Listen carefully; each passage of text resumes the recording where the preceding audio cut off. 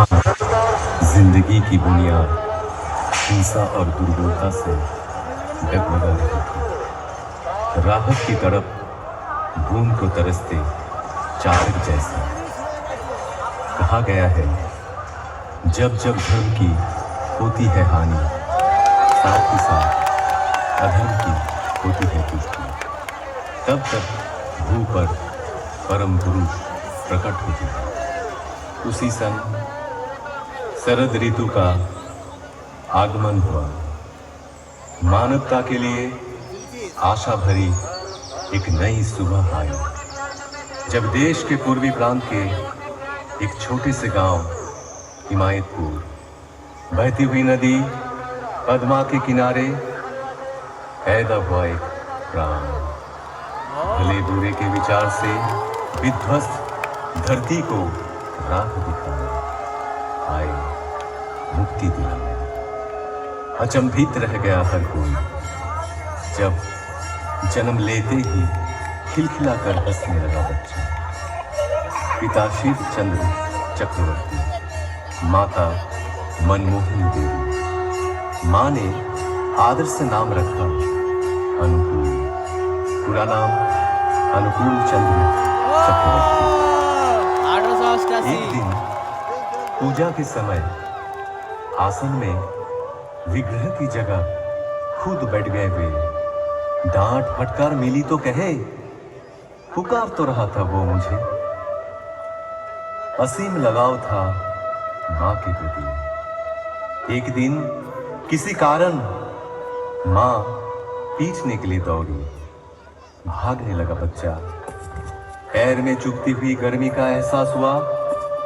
ख्याल आया, ऐसे ही मां का पाँव भी तो चलता होगा। रुक गए, थम गए। पिटाई पड़ी, इससे भी उनका हृदय आनंद से ही भरा था मां के लिए। उम्र बढ़ी, ज्ञान विज्ञान के अनंत आधार पाठशाला पहुंचे, जहां दुनिया में एक के जैसा हूबहू एक और नहीं। वहां सिखाया जा रहा था एक और एक दो, नहीं मान पाए हुए। और क्या, हम साधारण मानव पीछ ही तो सकते थे उन महाज्ञानी को। बारिश का एक दिन, गहरी एक खाई, डूब रहा था एक बूढ़ा प्राण। बचाव के लिए पुकार रहा था हाथ बढ़ाए हुए। जीवन बचा तो बूढ़े ने बोला, क्या तुम ही मेरे अल्लाह हो? जिंदगी भर ऐसे अनगिनत हाथ सहारा तो खोजते रहे उनका ही। उम्र और भी बढ़ती गई। पिता की इच्छा से पहुंचे कोलकाता, डॉक्टरी पढ़ने। शहर में बिगड़ सकता है बच्चा, इस एहसास से घर से पैसा तंगी से ही भेजा जाता है। बड़ी कठिनाइयों से गुजरे वे दिन। रहने लगे गरीब मजदूरों के बीच, पर हालात से हार नहीं मानी। असहाय साधारण जनों के हृदय ने बहा दिए करुणा की धारा।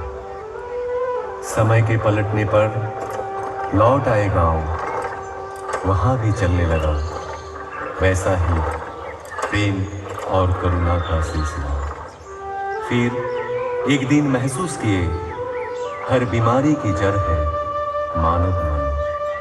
और क्या, निकल पड़े मन की रक्षा करने। गांव में सबको इकट्ठा किए। चारों ओर गूंज उठा कीर्तन। कीर्तन में मतवाले जन जैसे आनंद के नशे में चूर। जनता का एक समूह उस भक्ति रस से दूर होती रही सारी मलिनता।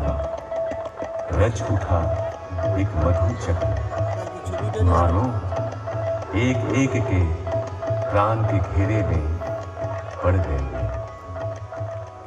उनके श्री मुख की वाणी सुनकर नवजीवन पाए सकल जन। साफ दिखने लगा जीवन का जटिल मार्ग भी। ग्रहणग्रस्त धरा को अंधियारा से राहत मिली। जो भी पास पहुंचे तन मन से हुए हर्षी। हर एक जीवन की पटकथा परिवर्तन के मूल कारण ही थे वे।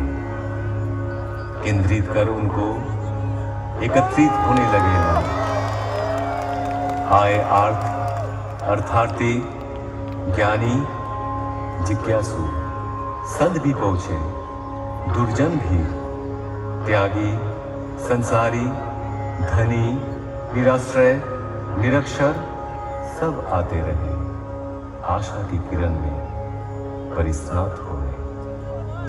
रचा कर्मशाला रचा ज्ञानशाला, आपूर्ति के लिए आनंद बाजार भी।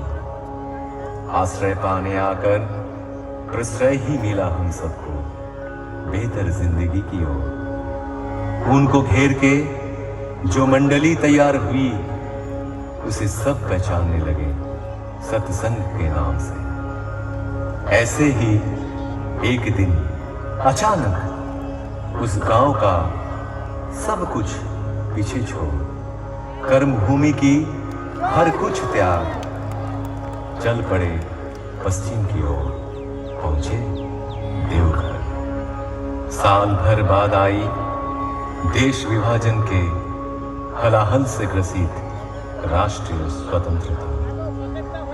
अनगिनत घर बिखरे, अनेक